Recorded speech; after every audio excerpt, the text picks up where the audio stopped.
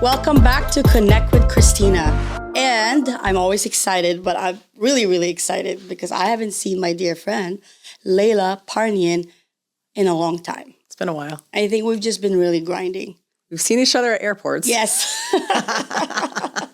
Yes. Yeah. There's a lot to talk about today, but I'm going to start with congratulations. Thank you. You have always been amazing, but this year you went in hard, and it's just so incredible to see your hard work, your passion pay off. Thank you. So let's talk about that beautiful, beautiful thing that you did in downtown Phoenix. Please tell us all about that. So 6 years ago, I started painting murals only in 2018. That's hard to believe. So, but I've been doing art like my whole life. But in 2018 is when I first started painting murals, spray paint, right? In 2019, I got approached by a developer named Mitch. He said, a gentleman named Oz Friedman is building a high rise in downtown Phoenix. They were interviewing or wanting to meet some muralist to do some murals in the building. So I met with them. I remember sitting across the table from both of them. And they're like, okay, you've only been, painting murals for a year. I'm like, yeah. And they're like, what's your goals? What's your ambitions? And I think in their head, they thought I was just going to be like, I really want to paint inside, a building, or I want to do whatnot. And I was like, I want to hang off the side of a high rise and paint a mural. And I remember both of them like looking at each other like, what? Like, you know what I mean? Like, that's not something you're expecting to hear of someone who's only been doing it for a year. Right. And that's when it all started. That when Oz was like, okay, well, let's see what we can do on this building. And 6 years later, I did it. It's breathtaking. Thank you. And we're going to share it up here, obviously. Okay. I saw the news found you. Yeah. Like, what was that about? I had a few news stations interview me at the mural site, some in studio, just kind of, because it is the tallest mural in Arizona. Yeah, Tucson had the title up to, I think, just a few months ago. They did one that was 153 feet. An artist named Joe down there did it. And it's funny because we were actually painting the murals at the same time. Wow. And he finished his first. And he messaged to him too. Yeah, congrats to him too. And then it's funny because then he messaged me. He's like, hey, thanks for letting me have the title for a couple months. He's like, congratulations. I love people like that. Yeah, it was cool. I love people like that. For someone to be able to call you and say that, that's a good person. Yeah. That's so cool. That was nice. So what's next now? As far as murals go, I really want to paint the tallest mural in the world. I think that is my next goal. So unfortunately, Arizona doesn't have any buildings that tall. I think right now Hong Kong, Dubai, wherever these. But I believe right now the tallest ones are around 330 feet. I know there's one in Canada, and I believe there's one in Italy. So. Well, we're gonna manifest that. Yes, let's manifest. So it's. I actually want to paint a skyscraper, which is over, I believe, 430 feet or 460 feet. Why? Just because it's one of those things. I have an itch. I'm bored. I don't know. No, I'm kidding. But for me, I honestly want to inspire creatives and just people to be like, have a goal, right? Have any goal. It doesn't have to be painting the tallest mural. It could just be starting a business or getting healthy or whatnot, but have a goal, right? And go for it. And don't let anyone tell you that you can't do it. Right. So your talents are just a little crazy because it's just peeling it back more and more. Obviously you also have a furniture store that's, Kevin knows it, and it's known. You say it, Parnian. Yeah, it's Parnian furniture. Yeah. It's really high-end contemporary furniture. We import most of it from Europe, but very exclusive to our store. And then my art studio is inside of it. And then I also paint custom furniture and epoxy tables and whatnot. So I'll have hand-painted art on the back of chairs. I'll have epoxy tables that I've done for clients. Conference tables. I also teach my Theraport art classes inside the studio. I have a DJ set up in there, but it's really cool furniture that you don't see. It's not restoration hardware, not knocking anywhere else. I'm just saying it's very unique. Right. And very high end, like really good quality. Well, we know, and we're right now looking for our new home because the baby, Lana, graduated. And that's a conversation at our house. It's like, hey, like maybe we should get some pieces from you because we've seen your pieces are amazing. I've also done artwork at your studio. Yes. What was that called when we were like? The Therapore class. Yeah, it's pour art. So that actually hangs in our house. Oh, you have it? Kevin has one, and we signed it in the back. Okay. But that was so much fun. It's fun, yeah. Yeah, and then, you know, I feel like a lot of people, they find the passion later. Yeah. And that's cool. Yeah. Like, that's what we want, right? Have your 9 to 5, but find your passion until that passion can be your 9 to 5. But you did that early. Yeah. Like, how did you do that? You're still so young now. So it was when I was 19 that I started like selling artwork. But obviously since I was a kid, I was always drawings. But I always had that like entrepreneurial spirit. I had that hustle where I was like, hey, you need a little painting for your dorm. You need a paint, you know. So it kind of started there, and I was selling it through Parnian. But what's crazy is 2018 was the last year. This is going to blow your mind. 2018 is the last year that I have painted a painting for myself.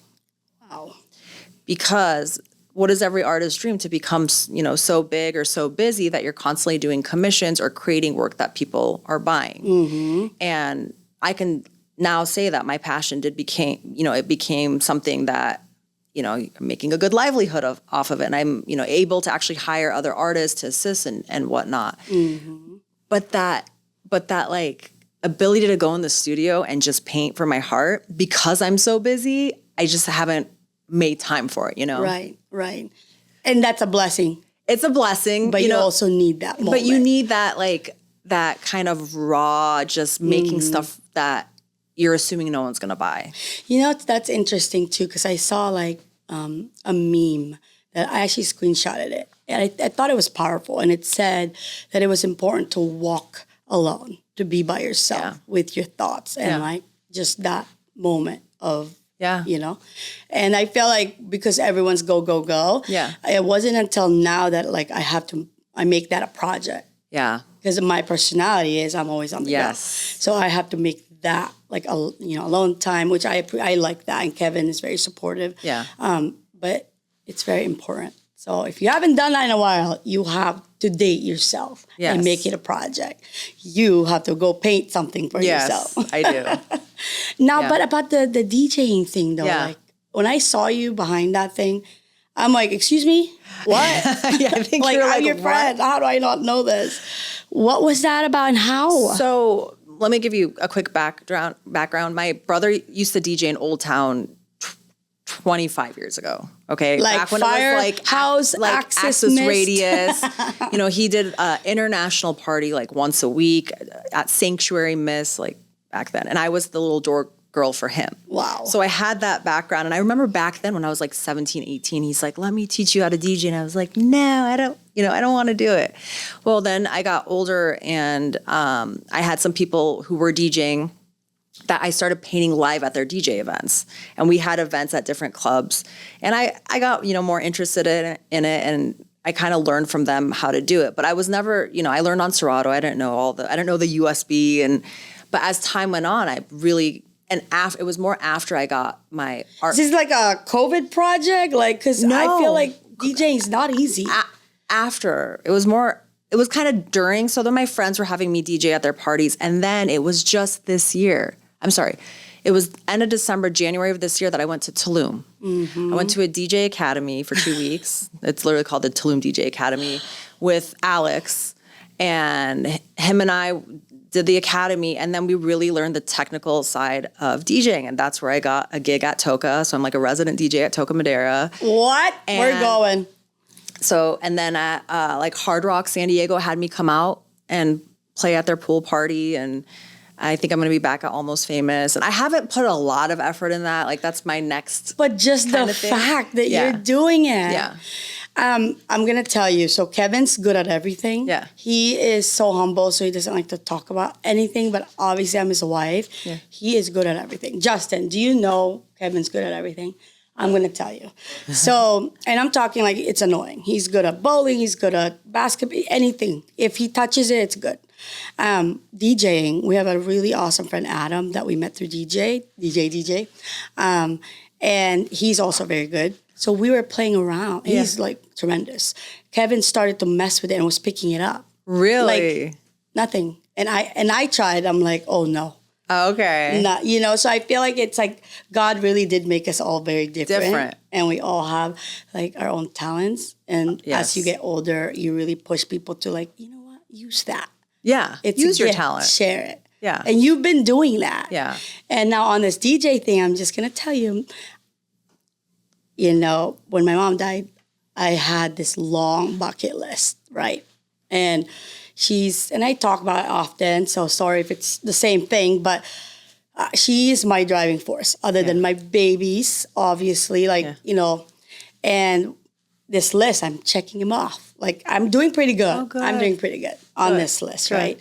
And one of those things on there is a music festival. This last weekend when we were in Vegas, we were around some amazing friends, and I think I'm going to have the opportunity to check that off the box.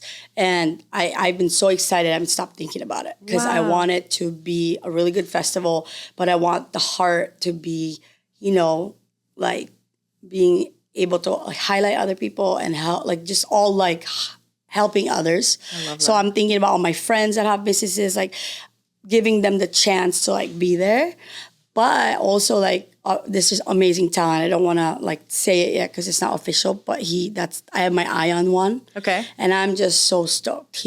I'm like, who even is this guy, right? Wow. So exciting. Like he's big already, so I hope he gives me an opportunity to come out. Like he's already big. He's already performed at like EDC and all those things. So I hope that universe, God lets me have this project. And obviously, we're going to need people to start it off. Yeah. And I definitely would want to bring our other friends like you. We have some talents here. We do have some talent here. We do. We definitely do. Gio probably. Yeah. And Justin. Yeah. And who's one that I want to bring out?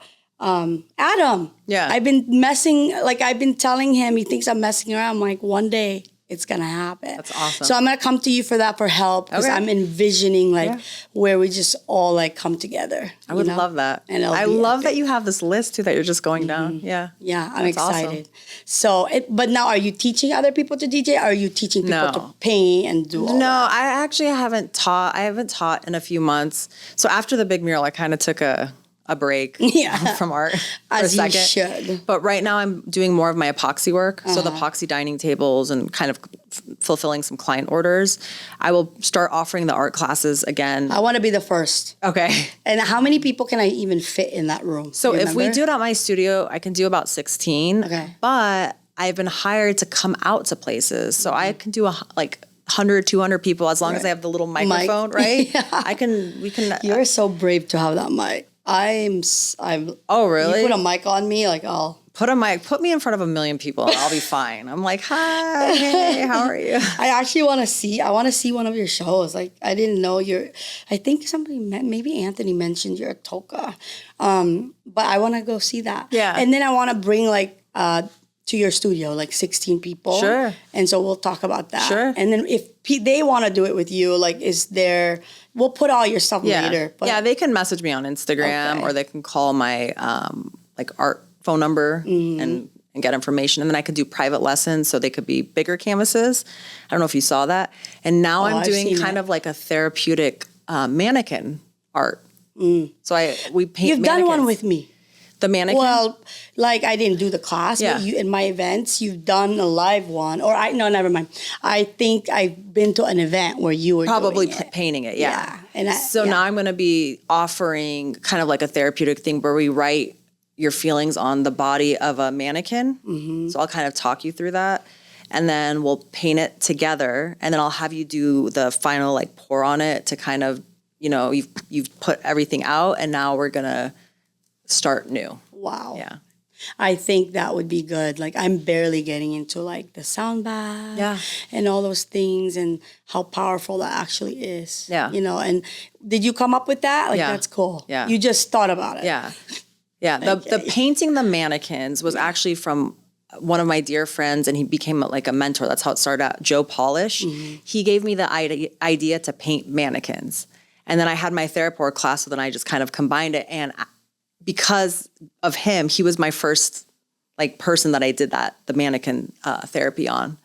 I need to meet this guy. And he has, Joe Polish is amazing. So we have a thing in this podcast, like if we drop a name, we include it in the caption so people will have access to them too. He's a marketing guru. And where is he here? He's located here in Tempe. And I don't know him. Oh, That's someone. Problem.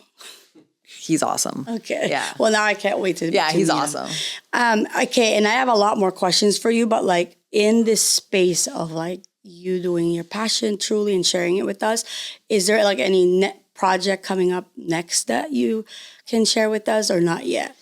I have something next? I'm working on with the mannequins. Can't fully share it yet. And like I said, I have just the epoxy. But there's more projects. There's other stuff coming up, but I can't. But and are you open to collabs now? Like, you know, when people see this and it's like, oh, wait. So there's two ways of doing it.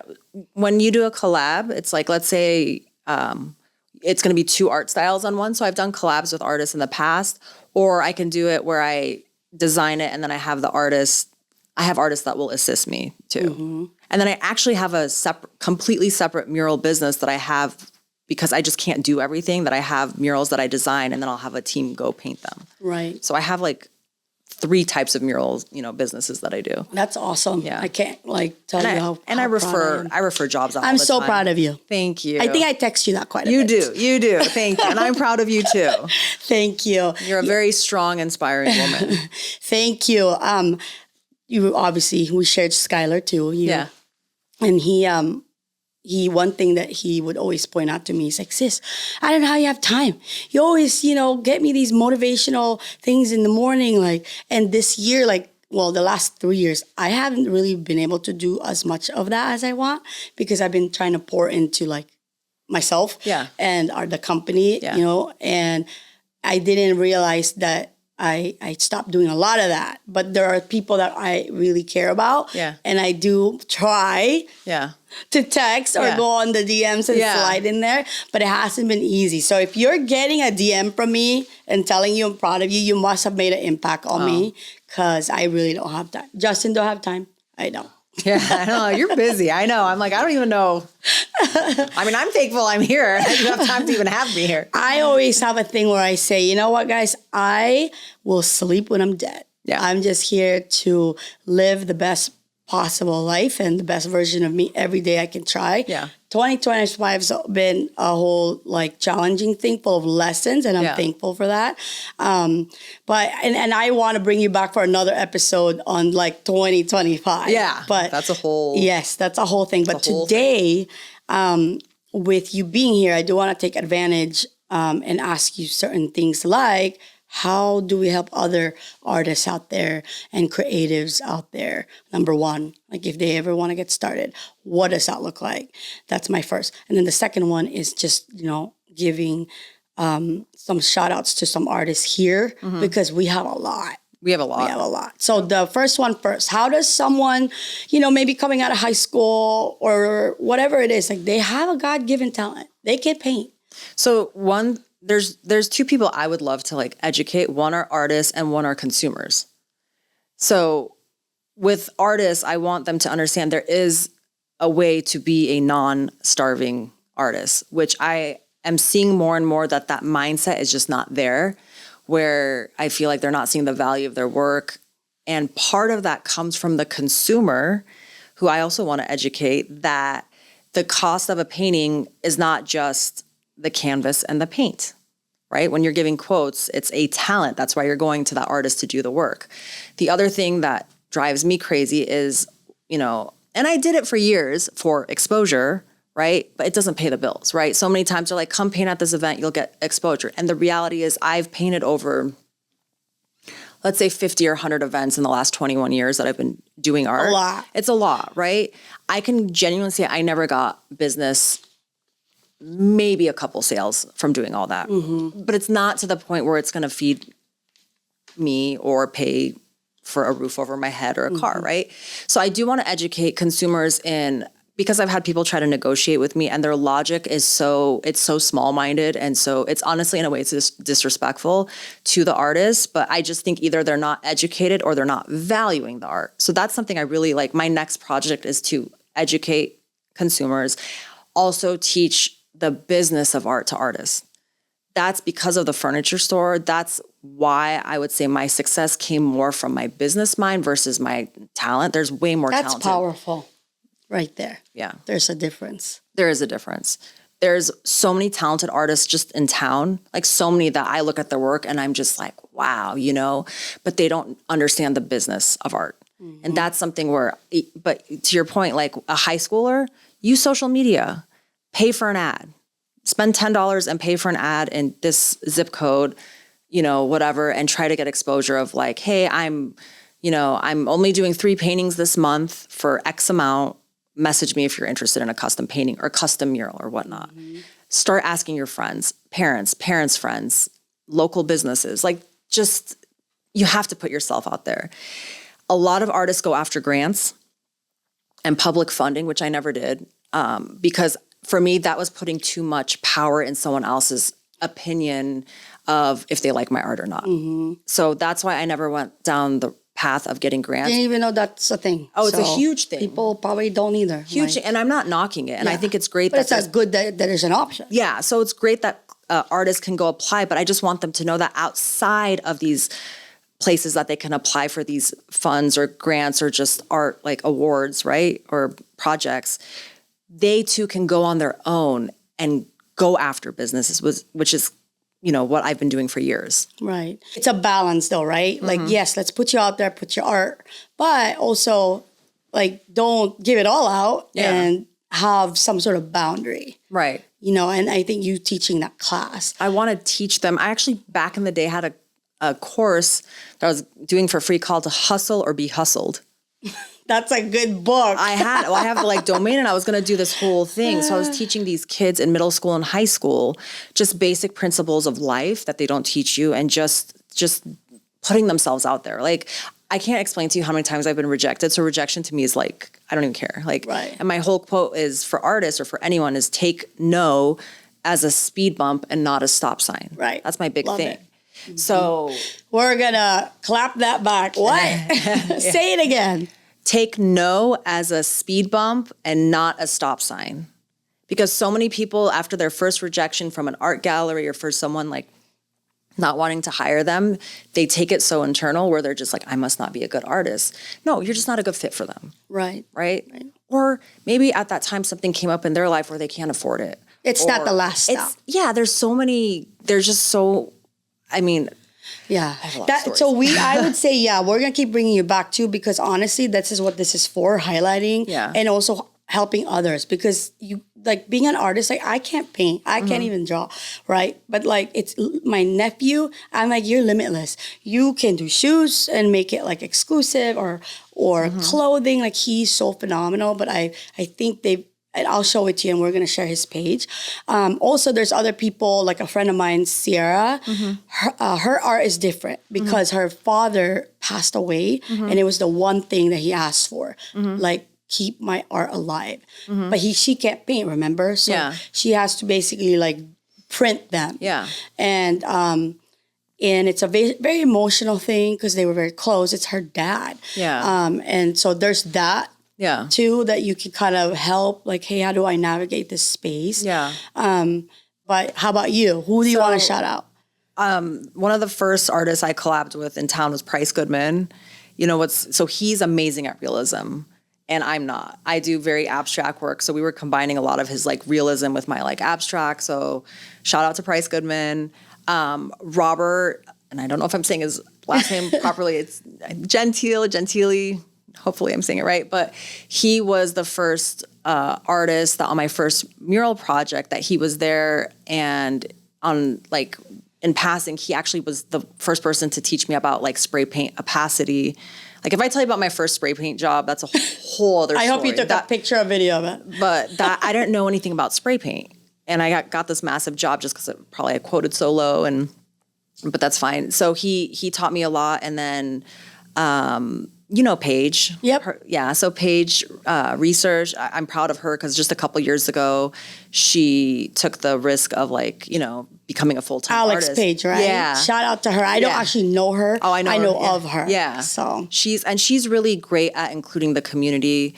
That's huge. Which also another artist named Chroma has an online on Instagram. He's a talented artist, but has brought actually the whole art community of Arizona together with one Instagram chat group.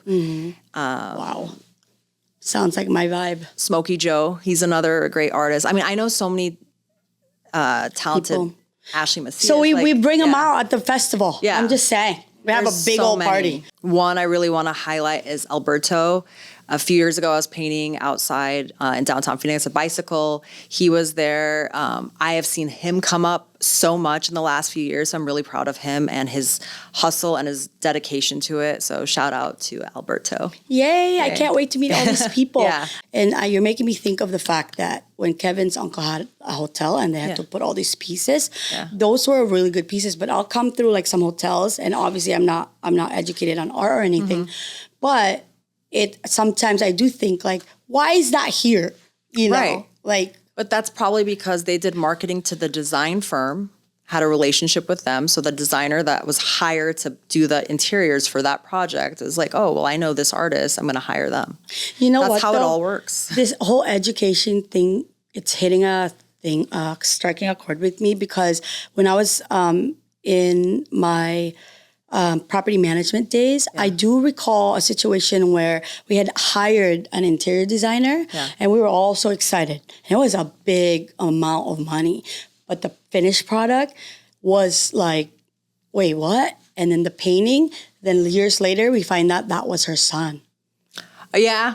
So I'm just saying like the educating people at peace, I think is really important. Because we all could use a little bit of that. Yes.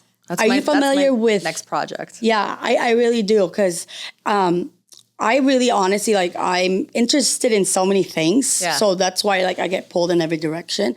But like, wine was later to me. Okay. Art is later to me, right? But I started going to that path, and I want to peel it back and understand. Well, I'm on the phone with my brother, and he was offended that I didn't know what a Rembrandt painting was. Oh, okay, yeah. I'm like, well, I don't. So do you do? Yeah. Okay, so share. Yeah.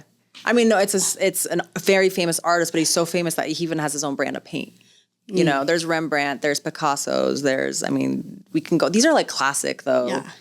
Yeah. Michelangelo, there's just. We went to go see some of all that, like in Europe. There's Rothko, there's different, know. So, in the future, we have her name. That's the legacy you're going to end up leaving. I know it, and I'm willing to put that out there. Thank you. Yeah. That is the goal. Yeah. But I really just want to be, I keep saying, a beacon of hope and just inspiration for creatives to go after it. That's my thing. It's like. Is it okay that I say, like, if you're an artist of some form out there, especially here in Arizona or anywhere, and if you have questions, can they reach out to you? Yeah, they can reach out to me. I get messages on Instagram all the time. To a point I can help, people. I get. The one thing I don't do anymore, I get asked a lot if like people can just come on property and watch me paint, but obviously for like legal issues and liability, I can't do that anymore. Right. But if you want to ask me questions of like, what kind of paint do you recommend or how, all this stuff, message me. Yeah, because you're so inspiring. Like it's like saying like, I guess to me what you've done is telling people or giving them hope that you can dream, and you can dream big. And if that dream doesn't scare you, then it's not big enough. Yes. And you did that. And that was my whole thing. I keep telling people to dream bigger, dream bigger, dream bigger. Like, what's next? Don't, I can tell the difference when people talk. If you're talking and telling me all the negatives and all the ways that you can fail, you need to just completely get that out of your vocabulary. Because if you told me right now, all the ways I could have failed the mural, do you know how many, and even during it, there was issues with like weather or power going out and we were stuck up there. That video that we saw, Kevin and I are like, so I can't do that. I'm scared of heights. I used to not be, but like I am. And I'm glad you pointed it out, because I want to ask, like, how does that feel? Is that adrenaline? Yeah. Your adrenaline is so high. You're just going up on this thing. It's called a swing stage. So you go up, I'm strapped on a harness. We saw. and it's shaky. So some days I would have to like take nausea medicine because I felt like I was going to puke. And, you know, the thing is you look down, like there's a couple times like brushes or stuff fell. And when it falls, it like falls, right? It's not like, excuse me, let me go. It's a whole process, right? But when you're up there, you're so focused on getting that painting right. Because you have to understand, the eyes needed to be this. It's two different panels. You know, the eyes needed to be. My biggest thing was the eyes. Like, make sure the eyes aren't crooked or slanted or different sizes. I did the eyes a few different times, like just to make it right. But this is kind of like my name is on the wall. The whole like everyone knows it's me. It's not something that it's not like in someone's bathroom that no one's going to see, right? Right. It's the whole city. Yeah, everyone's seeing it. So that's the thing. It's like you have that pressure. So at that point, when you have that pressure, the height aspect of it is the last thing on your mind. With that painting, which by the way, people are now referring to that, you know, Leila's, I'm just saying it's no longer, because it's like, oh, where do you want to meet? You know, Leila Parnian's painting. Like it's cool. It's a thing. So I can only imagine how you did that, but I want to know from you, like, yeah, what was the process? Like, how the hell did you do that? So it took 2 years to come up with that design, back and forth with the developer, which you would think like, why would it take so long? But I'm talking about color changes, just splashes of paint, the amount of black that was showing, everything. So obviously I had a render that we had to submit to the city and the developer had to approve. That took 2 years. So based off of that, I used an architectural scale. So I took my interior design background and used the same architectural scale to be like, okay, well, if the eye on this piece of paper is 3 inches and that wall is 14 feet, 3 inches to 14 feet, like I did pretty much math calculations, and I was just using my 12-inch architectural scale, which is like a ruler, to like figure out piece by. Yeah, I was like, so, and I was using every row because there's different like building like levels, so I was using pretty much every level as like. Is that like considered like a grid? So that was my like imaginary grid, but I was freehanding it because there are really two other ways to do it. One is a grid where you actually do draw lines like a grid, and then you grid out the original drawing, and like in box like 4C, right in the grid, you would figure out 4C. That would have been the smart way to do it. That's how Joe did it in Tucson, as a grid. That's how most artists do murals. There's also something called the doodle method, which I don't even know how to do, but you doodle and then you like overlay an image on the doodle, and that's another way of doing it.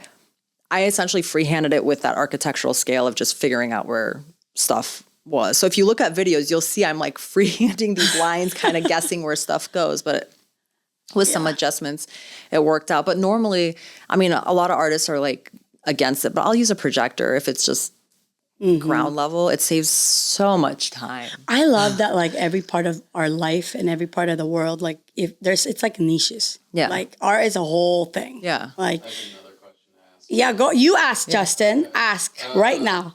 So, like, when you're freehanding that line, obviously when you're up close and that high, you don't get the full spectrum. Drone. Okay. So I had a full-time drone guy every day almost. He was there pretty much every day. That was on the ground. He had a drone up there. So he was sending me pictures. Like after I did a line, he was texting me a picture so I can actually see from where it looked. And I'm like, okay, that doesn't look right. Erase it essentially, do another line, have him send me another picture. So yeah, I hired a full-time drone guy. That's wild. That's that was wild. A whole other thing. Yeah. How many,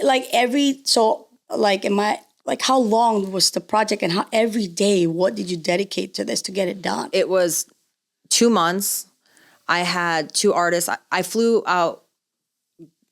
This is a whole other story, but I had to fly out 2 artists from Maryland to help me. Danny Lorden and Sean Fortin. Sean was there part of the time. Danny was there the whole time. Chris Fates, the producer, is the drone guy that I also flew out. Shout out. But they, it was 2 months pretty much every single day, unless there was like a weather delay or whatnot, prepping the building. Like, I don't think people understand just prepping the building because paint drips. It was going to damage all the balconies. It was damaging all their stuff. So we had to, I think prepping alone, prepping and unprepping probably took like 3 weeks, 2-3 weeks of it. And then, finding artists. you know, I've been asked, like, why didn't I hire local artists? I did actually ask a few local artists and even some big name artists to come help me on this. And most of them said they'll help me, but they wanted it to be their design. Right? Which the builder specifically wanted this to be my design. Yeah. So then I had to find artists that were okay with it, who had insurance to do it, who had the experience. Danny's done like some high rise stuff, and Sean has that experience.